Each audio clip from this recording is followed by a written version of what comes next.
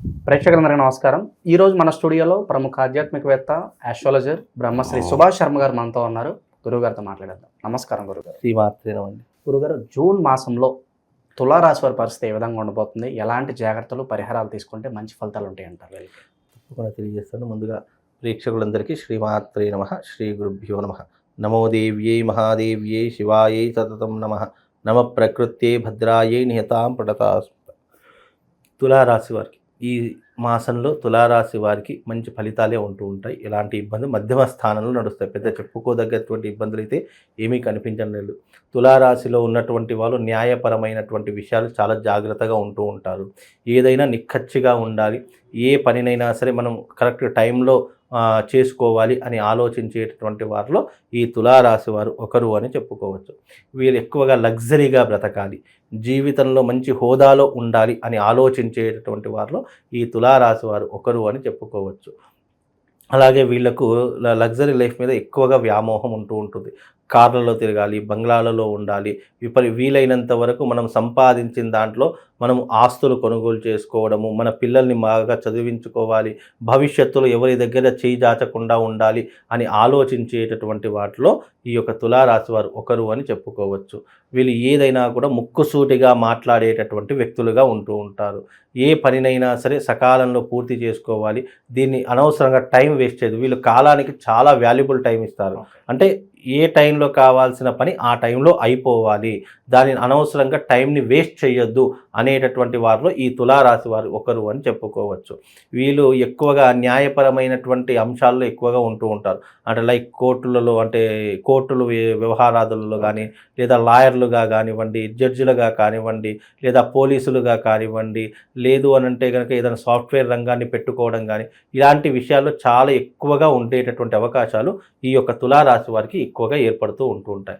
వీళ్ళు ఏదైనా కూడా నిక్కచ్చిగా ఉండాలి, ఎవరి దగ్గర తల వంచుకొని ఉండకూడదు అనేటటువంటి ఆలోచన ఉండేటటువంటి వారిలో ఈ తులారాశి వారు ఒకరు అని చెప్పుకోవచ్చు.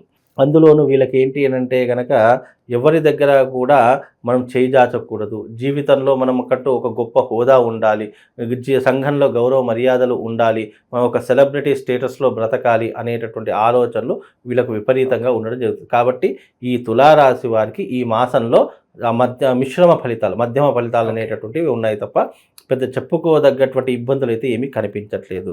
మరీ ముఖ్యంగా ఈ తులారాశి వారు ఈ మాసంలో ఇండ్ల స్థలాలు కానివ్వండి, భూములు కానివ్వండి, ఆస్తులు కానీ కొనుగోలు చేసేటటువంటి మార్గాలు ఈ మాసంలో వీళ్ళకు ఏర్పడుతూ ఉంటాయి. అలాగే వీళ్ళకు పోలీస్ స్టేషన్ కానీ, కోర్టు సమస్యలు కానీ ఏవైనా ఉన్నా కానీ అవన్నీ కూడా తీరిపోయేటటువంటి అవకాశాలు వీళ్ళకు ఏర్పడేటటువంటి అవకాశాలు ఉంటూ ఉంటాయి. ఫర్దర్గా వీళ్ళ పూర్వీకుల ఆస్తులు కలిసి రావడము, లేదా పెద్దవాళ్ళ సలహాలు సూచనలు పాటించడము, జీవితంలో స్థిరపడాలి అనే ఆలోచనలు అవన్నీ కూడా ఈ మాసంలో వీళ్ళకు శ్రీకారం చుట్టుకుంటాయి. అంటే ఆ మార్గానికి వీళ్ళు రూటు వేసుకునేటటువంటి అవకాశాలు ఈ మాసంలో వీళ్ళకు ఎక్కువగా జరిగేటటువంటి అవకాశాలు ఉంటాయి. విదేశాలకు వెళ్ళేటటువంటి వారు, అలాగే అక్కడ బిజినెస్ చేద్దాము, డబ్బు సంపాదిద్దాము అని అనుకునేటటువంటి వారికి కూడా ఈ మాసం చాలా కలిసి వచ్చేటటువంటి మాసంగా చెప్పుకోవచ్చు. పెద్దవాళ్ళ సలహాలు సూచనలు పాటిస్తూ ఉండాలి. అలాగే దైవిక ఆరాధన ఎక్కువగా చేసుకునే ప్రయత్నాలు చేసుకుంటూ ఉండాలి. ముఖ్యంగా వీళ్ళకి ఏంటి అని అంటే కనుక విందులు వినోదాలు ఎక్కువగా పాల్పంచుకుంటూ ఉంటారు. ఎప్పుడు హ్యాపీగా ఉండాలి, సంతోషంగా ఉండాలి అనే ఆలోచన ఎక్కడ ఉంటే అక్కడ వీళ్ళు ఎక్కువగా ఉండేటటువంటి అవకాశాలు ఎక్కువగా ఉంటూ ఉంటాయి. కాబట్టి వృత్తి వ్యాపారాదులలో చూసుకున్న, ఆర్థిక వ్యవహారాదుల్లో చూసుకున్న మంచి సత్ఫలితాలు ఉన్నటువంటి వారిలో ఈ తులారాశి వారు ఒకరు అని కూడా చెప్పుకోవచ్చు. కాబట్టి వీళ్ళకి ఎలాంటి ఇబ్బంది లేదు, ఎలాంటి కష్టం లేకుండా ఈ మాసం చాలా హ్యాపీగా ఉంటూ ఉంటారు. గురుగారు, మిశ్రమ ఫలితాలు అనుకున్నాం కాబట్టి ఏ వ్యవహారాల్లో బాగా జాగ్రత్త వహించాలంటారు? ముఖ్యంగా మిశ్రమ ఫలితాలు కాబట్టి ఆర్థిక విషయంలో చాలా జాగ్రత్తగా ఉండాలి. కుటుంబ వ్యవహారాదుల్లో చాలా జాగ్రత్తగా ఉండే ప్రయత్నం చేసుకోవాలి. అలాగే వీళ్ళు ట్రాన్సాక్షన్ విషయంలో, లేదు అంటే డబ్బులు ఇచ్చిపుచ్చుకునేటటువంటి విషయంలో జాగ్రత్తగా ఉండాలి. కుటుంబంలో పిల్లలతో చాలా జాగ్రత్తగా ఉండాలి. పిల్లలతో కానీ, కుటుంబ వ్యవహారాదుల్లో కానీ, పరిస్థితుల్లో కానీ వీళ్ళు ఒక కన్ను వేసి పెడుతూ ఉండాలి. పెద్దవాళ్ళైతే, చిన్నవాళ్ళైతే కాస్త జాగ్రత్తగా ఉండాలి. సమాజంలో కానివ్వండి, వీళ్ళు తిరిగేటటువంటి ఈ జీవన విధానంలో కానీ కొంచెం జాగ్రత్తలు ఎక్కువగా వహించాలి. డబ్బులు విపరీతంగా ఖర్చు పెట్టకుండా ఉండేటటువంటి ప్రయత్నాన్ని పెంచుకోవాలి. ఎందుకంటే తులారాశి వారు డబ్బులు విచ్చలవిడిగా ఖర్చు పెడతారు. జల్సాల కోసం ఎంతకైనా ఖర్చు పెడుతూ ఉంటారు. ఆ ఖర్చులు కొంతవరకు తగ్గించుకునే ప్రయత్నం చేస్తే వీళ్ళకు చాలా బాగుంటుందండి. ఇక పెట్టుబడుల విషయంలో గురుగారు ఎలాంటి వ్యాపారాలు బాగా కలిసి వస్తాయి అంటారు వీళ్ళకి? ముఖ్యంగా పెట్టుబడులు అనేటటువంటి విషయానికి వస్తే గనక వీళ్ళు ఈ యొక్క స్టాక్ మార్కెట్లో పెట్టుబడులు పెట్టవచ్చు, రియల్ ఎస్టేట్ రంగంలో పెట్టుబడులు పెట్టవచ్చు, గోల్డ్ మీద పెట్టుబడులు పెట్టవచ్చు, అలాగే ఈ యొక్క ఎక్సైజ్ అనేటటువంటిది ఒకటి ఉంటుంది, దాని మీద పెట్టుబడులు పెట్టవచ్చు.